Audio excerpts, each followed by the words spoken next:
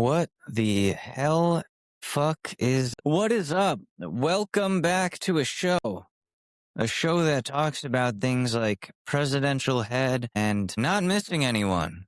I don't know what you're talking about. Anyways, on a similar note, new merch. We got some merch out. For like the first time, I'm actually promoting merch here. If you go to the link in any of my bios on social media, just go to, I don't know, Alex Mador on Instagram or same thing on TikTok, Threads, whatever you use, I'm there. Go to the link in the bio, scroll down to the store, click it. You'll find a new coffee mug, the official Fine, I Miss Her mug. For people who are finally okay with being honest with their uncomfortable feelings without disassociating from them in any way. Does making merchandise out of your feelings count as disassociating? I hope not. Let's ask a therapist. Just kidding. Let's not do that. That wouldn't make it fun. America is a nation that can be defined in a single word. What year has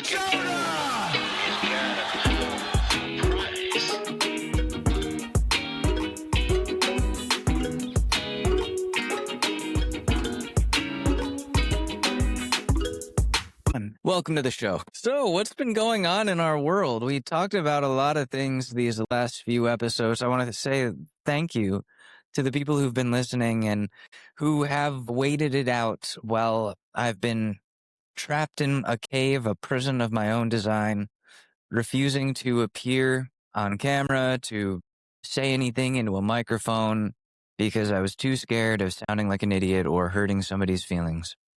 Thank you for being so patient.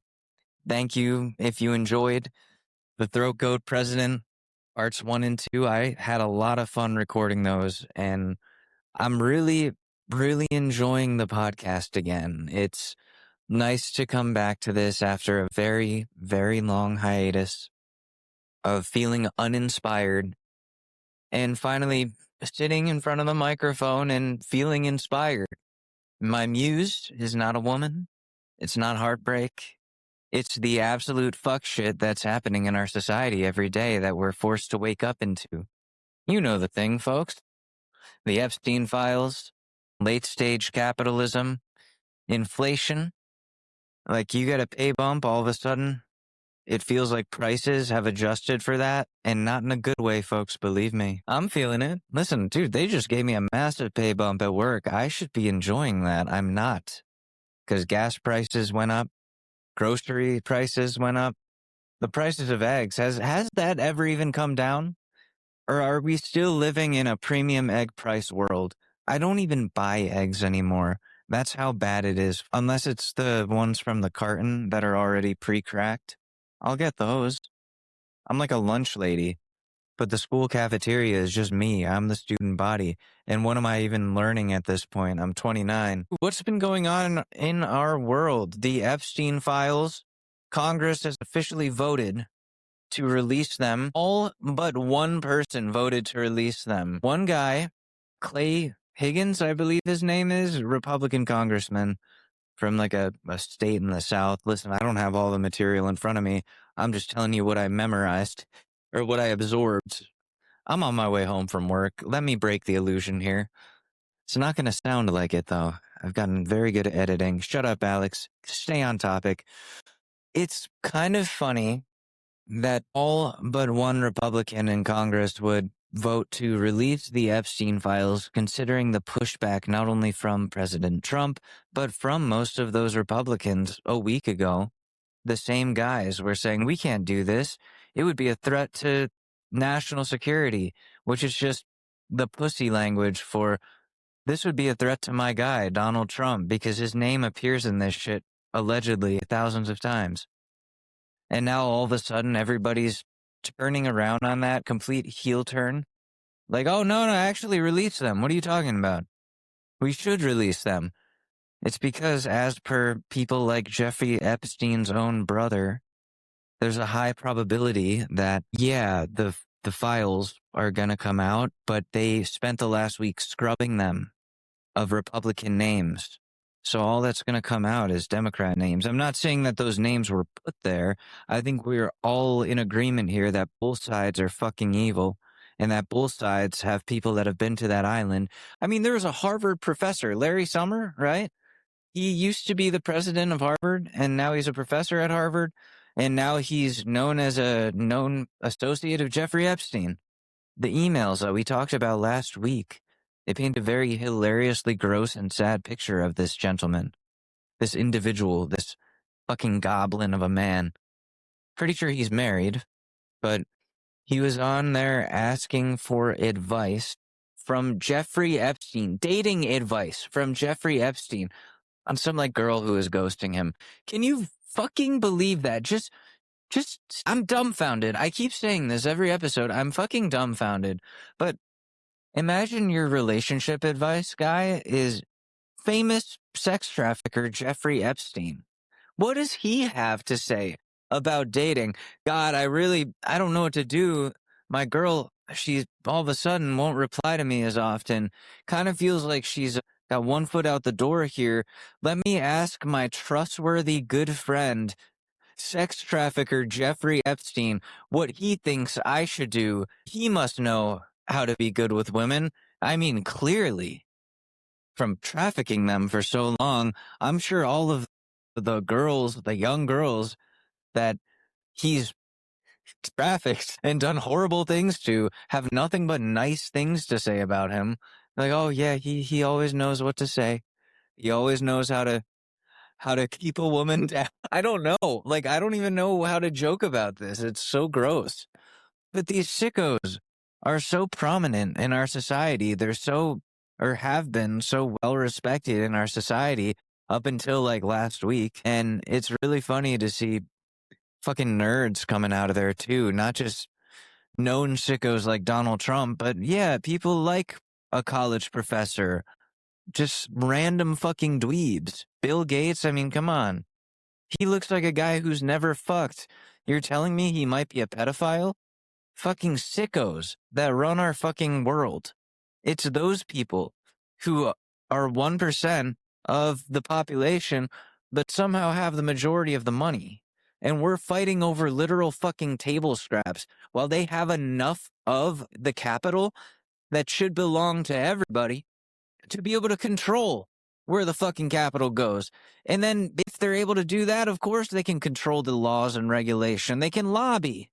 They can get their fucking ideas and values into the pockets of the very people that we vote into power and assume, oh, they're going to do it for us because we gave them the job. No, they're fucking not. It doesn't matter what color tie they're wearing. They're selling out for somebody. I don't know if it doesn't matter if it's Israel or Microsoft or big tobacco or big alcohol. We're seeing situations in southern states where lawmakers are taking money, taking donations from big alcohol in order to block legislation that would pass the legalization of cannabis in those states. That's happening as we speak. It happened last week. What was it, Mississippi or some shit like that? It's like, wow, great.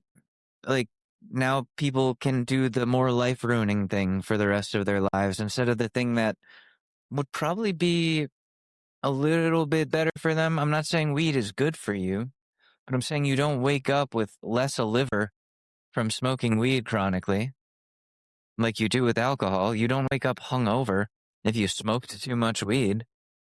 It's fucked up that that's how that works. And then those lawmakers can go and influence the masses by saying, oh, hey, weed isn't good for you. It's dangerous. We're going to keep it illegal. Prohibition is still on, everyone, but you know what's not prohibited? Alcohol. That's proven to be safe. And it's like, no, it's not, dude. Alcohol has ruined so many fucking lives.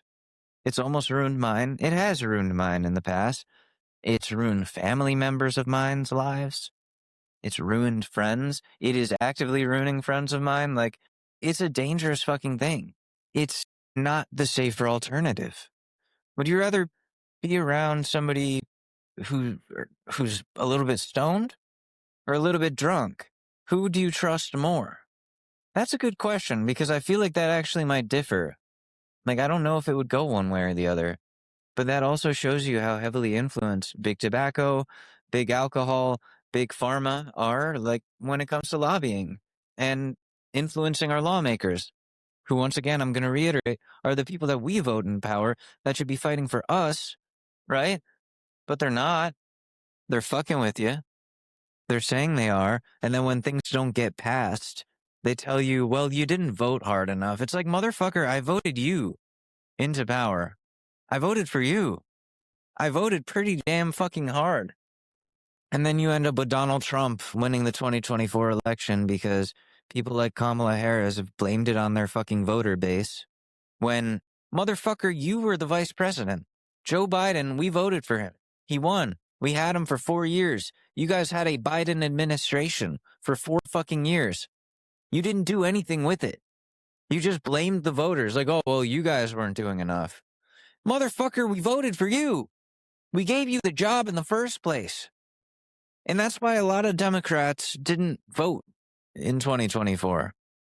Or they voted for Jill Stein, like me. And then I got yelled at by a lot of people in my life for doing that. Hell, even my former co-host said something about it to me, about it's a waste of my vote and it's just a vote for Trump. All right, well, I would rather America learn its lesson during the next 4 years of fucked up fascism, because we deserved it, to never settle for stupidity like Joe Biden again, to never let yourself get gaslit by Kamala Harris again, to never settle, because then either way you're just going to end up with Trump. He was fucking inevitable. So many people felt ignored, disenfranchised, gaslit by Joe and Kamala. They would have rather not fucking voted for a Democrat. They would have rather, thrown away their fucking vote, if you really want to say that. Because America deserved it. I'm going to say something here, and I don't want my female listener base, if there's any left, to get upset here. But we're not going to beat a narcissistic, misogynistic fascist by yas-queening our way to the fucking polls here. And Kamala Harris, I'm going to be honest, she didn't have a platform. Her platform was Donald Trump is a man, and I'm not. Donald Trump is a misogynist, and I'm not. With an asterisk, I would say she's been complicit in a lot of misogynistic things. She played the I'm a woman, hear me roar, I am speaking, let me speak, I am a woman, you are a man card for way too many times.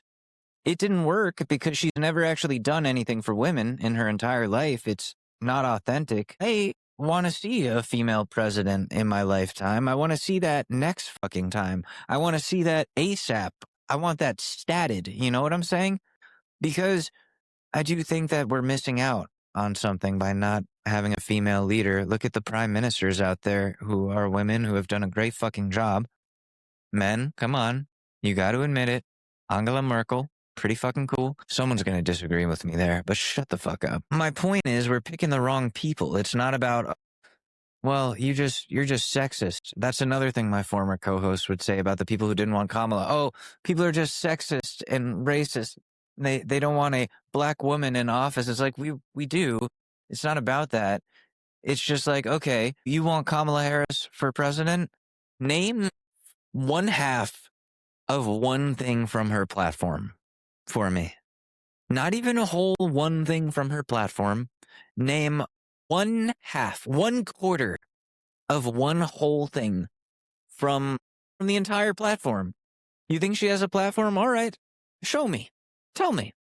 What's her platform other than Israel? Israel good. America. I'm a woman. You're sexist. Vote for me. Okay? Because I could say the same fucking thing about Joe Biden, too. He didn't have a fucking platform either. You know who didn't really have a platform either? Donald Trump. It's just the WWE of politics now, and we gotta fucking stop with this shit. Anywho, I'm gonna let you think that over. We'll be right back after these commercials. 4 years ago, a legendary leader was taken from us mercilessly. He was a pioneer and a true hero to everyone he knew. Some may call him a revolutionary, but to us, He's known as Harambe. Harambe was sadly killed because of an accident due to a shitty mom not watching her kid, and we all have to suffer because of it. But was it really a mom, and was it really her kid? Was she actually a shitty parent? What if it wasn't an accident at all? What if that shitty mom was actually a deep state assassin, and Harambe was murdered to protect their secrets? What if he knew something about the government that they didn't want us to know? What are they hiding? Are we going to stand for this? Harambe fought for us. He was a real American hero, and now is our time to avenge what the deep state did to him. What Harambe would have wanted is for you to fight and vote to legalize marijuana at the federal level. Tweet at Donald Trump in protest and tell him now is the time to legalize cannabis so we can bring those who harmed our Harambe to justice. Weed. Legalize it. I'm Bill Clinton and I approve this message.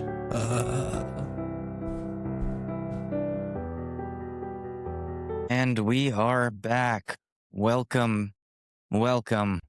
It's the next day. I'm going to be honest. I stopped recording. I got sidetracked. I started watching a bunch of things on like the Montauk Project late into the night until like 3 a.m. I'm not going to lie. Going to be honest on that. It was a fun time. Dude, our government has been into some really fucked up shit, allegedly. I mean, you talk about things that are declassified, like the MK Ultra, the Gateway program, things such as that. It's pretty damn crazy that exists in the same timeline as President Trump allegedly sucked off Bill Clinton. And another thing on that, I posted on Instagram threads last night, again, late into the night, that to me, Bill Clinton is the Glenn Quagmire of politics, of presidents. And I mean, yeah, pretty much his whole vibe is just, oh, come on, man. I didn't mean to get sucked.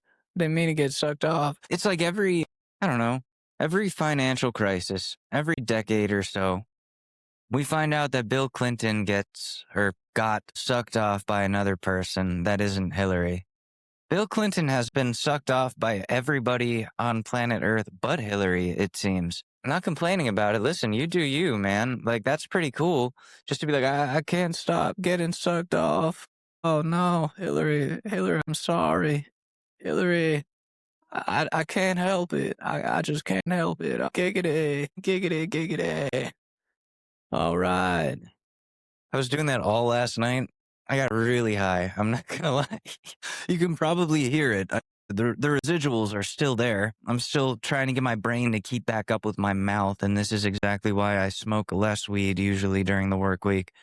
But I digress, and we continue laughing so hard at Bill Clinton saying, giggity, all right. It's so ridiculous. Just, no, Hillary, I tripped and I fell into her mouth. I tripped and my penis, it flopped right in. And it was warm. It was nice. She didn't use any teeth. Giggity, all right. And that was our president. But I will say, when you compare him to what we have now, I'll take giggity all right over whatever the fuck is going on in our world. Did we talk about this last night? How Trump met with Zoran Mamdani, who was recently elected mayor of New York City, and everybody was expecting this meeting to go down very poorly because, the whole fact that Zoran is a socialist. He is a little bit browner, a little bit darker of a color than Donald Trump. Not that Trump isn't a POC. He definitely is.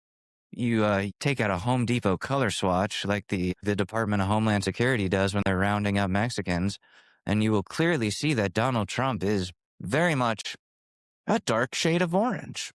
Donald Trump has the pass, folks. Donald Trump's got the N-word pass, but it's not the one you think. It's naranja. That's Spanish for orange. Please don't deport me. I'm not Spanish, I'm Korean. Anywho, is there really anything else going on in the world? Yeah, of course. There's a lot of shit going on in our fucking world right now. We've already complained about the cost of living. We've already complained about the economy, but I'll do you some more here. While big corporations, CEOs, the big banks, all of the things and people and entities that control our society and how uncomfortable it is for us to live through are prioritizing automation and AI. The regular common man is sweating as they parse through the grocery aisles. The problem with people like Trump or any politician saying we're going to do something about inflation isn't the fact that they're going to break that promise and not do anything about inflation, but it's mainly the fact that once a company raises the price of their product, do any of us really see them ever even considering bringing that price down? Or do we think more that like I don't know, like Tide Pods, once that price increases, that's the standard now. That's what it's going to be from here on. They're not lowering that anytime fucking soon. They're never going to fucking lower that. It's just, hey man, this is how it is now.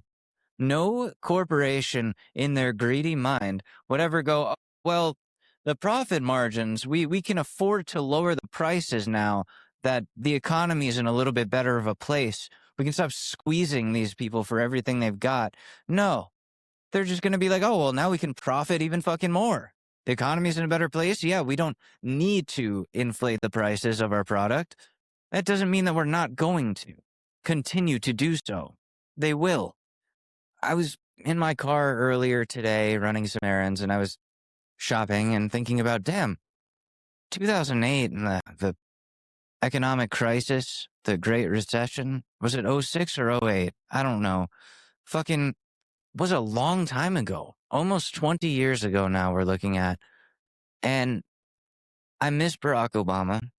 I very much do. I'm sure a lot of people miss Obama. That's what they're telling me.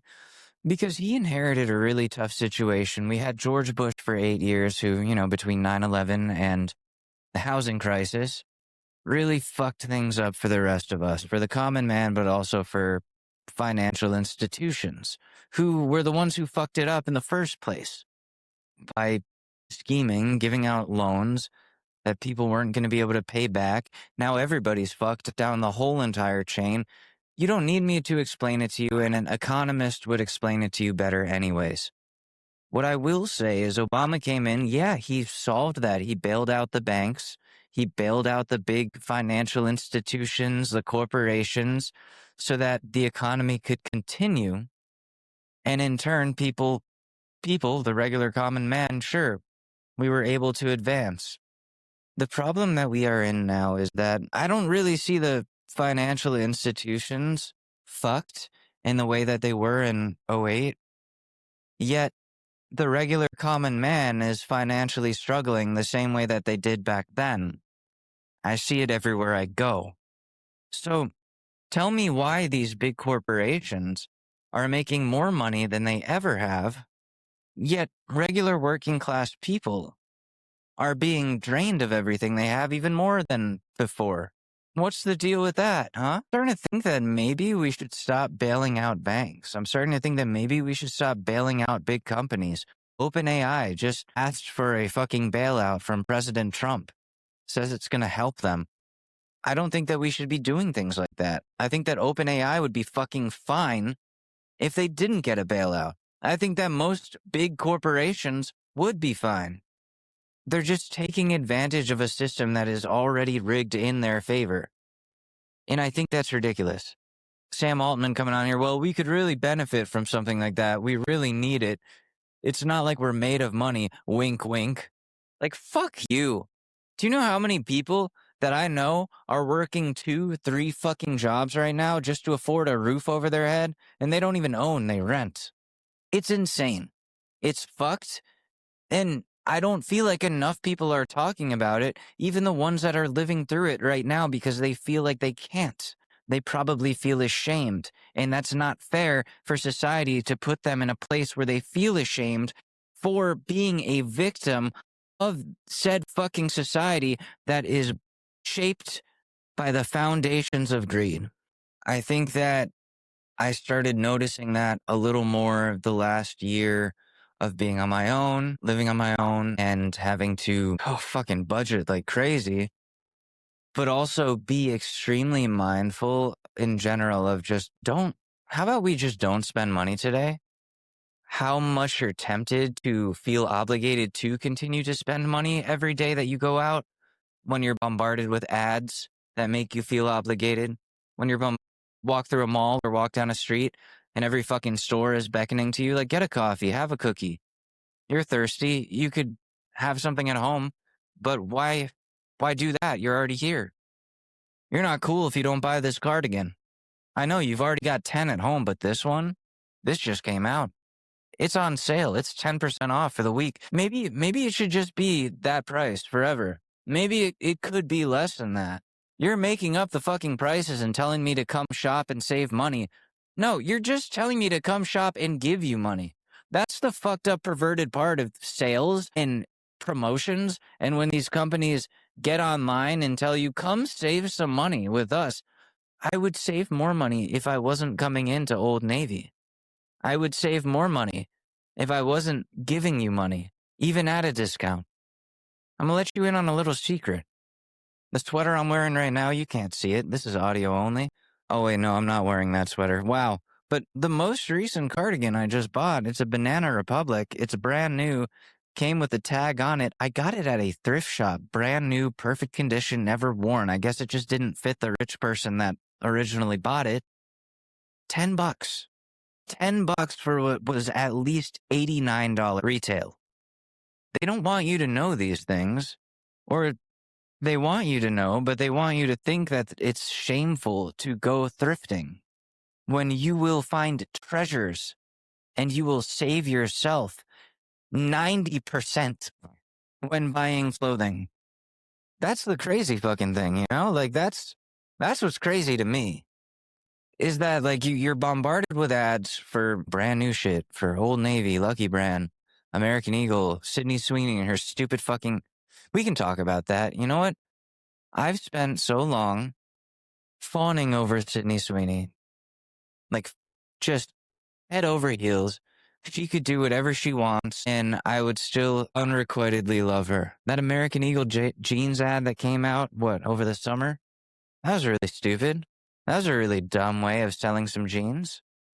I'm gonna say it. That was the most poorly written ad that I've ever seen.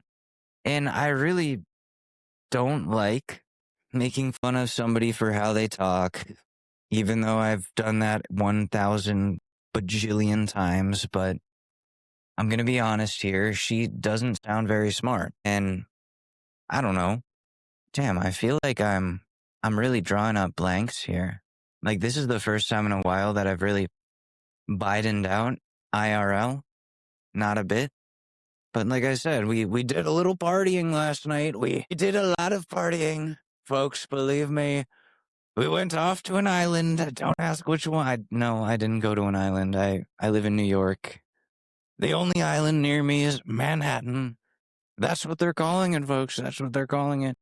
Bought it from some Native Americans. $15 and a disease. That's what they're telling me. Smart people, historians, that's what they're saying. Like, where am I even going with this? What is the point? And I'm not saying, like, what is the point of the podcast? It's like, I think that I need to plan a little bit, and I'll come back with a part 2. What I will say, to continue my little rant about capitalism and about saving money, is I'm going to give you a little call to action here, something you should do, something you should try. Go to your local mall, where you usually do your shopping. Go for a walk. Pay attention to all the stores that beckon to you, that tempt you to spend your money. Because they will. They're standing outside the stores now. I just noticed this. Maybe it's just for like the holiday season, or maybe some companies are having that much trouble. They've got employees out there like, come in. There was this, like, I don't know what it was, an under eye bag place that they don't sell under eye bags. They get rid of your under eye bags in like 30 minutes or more. I don't know. And they're standing outside just yelling to people, hey, you look eternally tired. You look like fucking shit. Come on in. Not like that, but hey, your eyes could really use some rejuvenation. Hey, you look like you haven't slept in 50 years.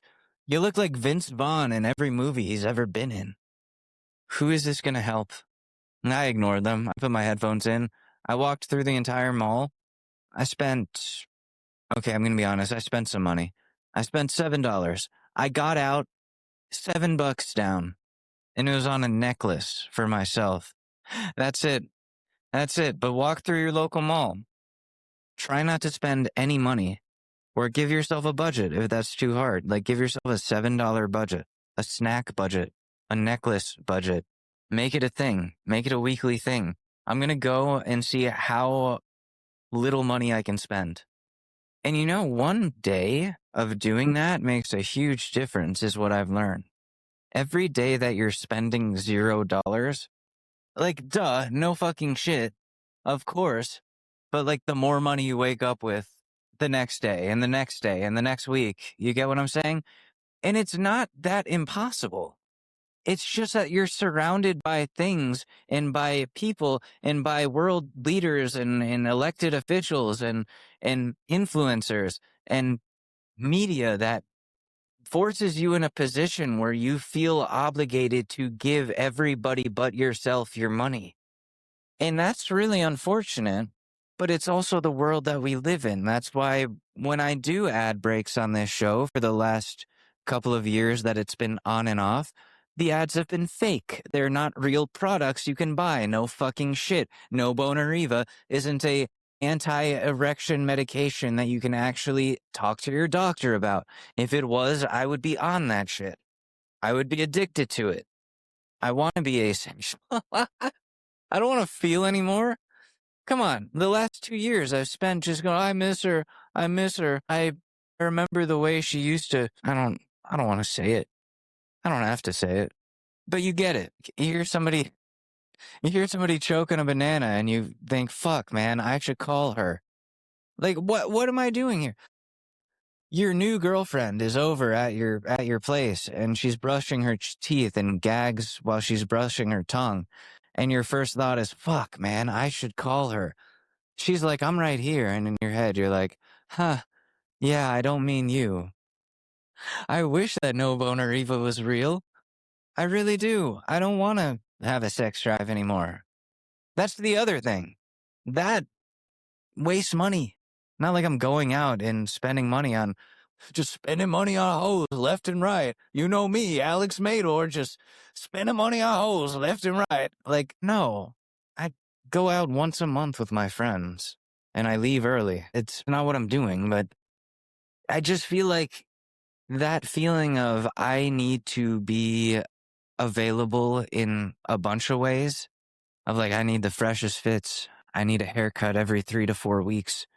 I need to look this, and this way, and I need to listen to what society tells me I need to spend my money on, is a really, really sad thing that we've all been forced to live like. And the sooner that you realize that that's just big corporations and their ads beating their way into your subconscious to get you to feel like you're not spending enough money, like, the sooner you realize that, the sooner you're going to have a little bit easier of a time and you're going to be less stressed because you'll be able to afford the things that you need, not the things that they make you feel like you need, which are really just things that you want. It's a very important distinction that you need to learn to make, that you need to learn to identify when presented with something that feels like, shit, I need this. Do you? Do you really need that DoorDash membership? There's a restaurant right down the street. There's a grocery store right down the way. Do you know how much cheaper it is to eat in? My God. Too many people in my life are like, I can't help but DoorDash. I know I could just go out and get it, but I'm so fucking tired. And everything DoorDash is now, like, you can get anything. Yeah, I know. The convenience and the way that it's become a staple in our lives, you feel like, well, I guess I'm not working hard enough. I guess I'm not making enough money because I can't spend enough money on all of these different commodities that society and my friends and, the world is telling me I should be able to afford. It's like, no, they're just creating new shit for you to give them money for. These services didn't exist 15 to 20 years ago, not in the way that we have them now. Don't trust the illusion. Don't let them lie to you and make you feel like this is the way that you're supposed to live and this is the way that it's supposed to be. They're turning going grocery shopping and making your own shit and learning how to cook into survival core. And it's not. That's the way my fucking parents did it.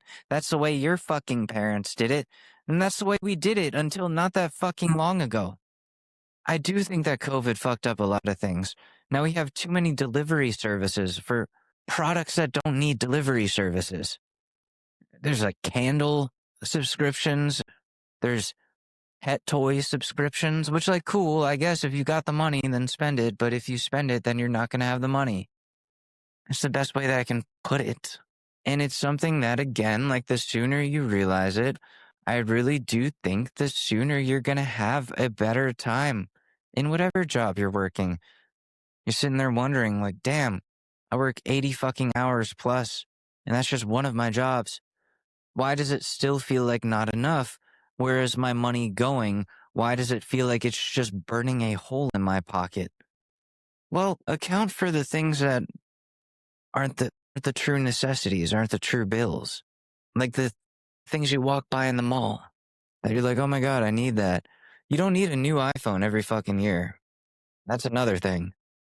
What you might need after a year and a half is a new iPhone battery. It's not like I'm saying it's complete bullshit. If your phone is acting slow and being shitty, no, but don't fall for their, well, you gotta buy a whole new fucking one. No. It's $30 free with a warranty to get a battery replacement. Why would you not just do that? Why would you buy a whole ass new phone? Because they make you feel obligated to and they make you feel uncool? Because they made the camera bump bigger on the new one?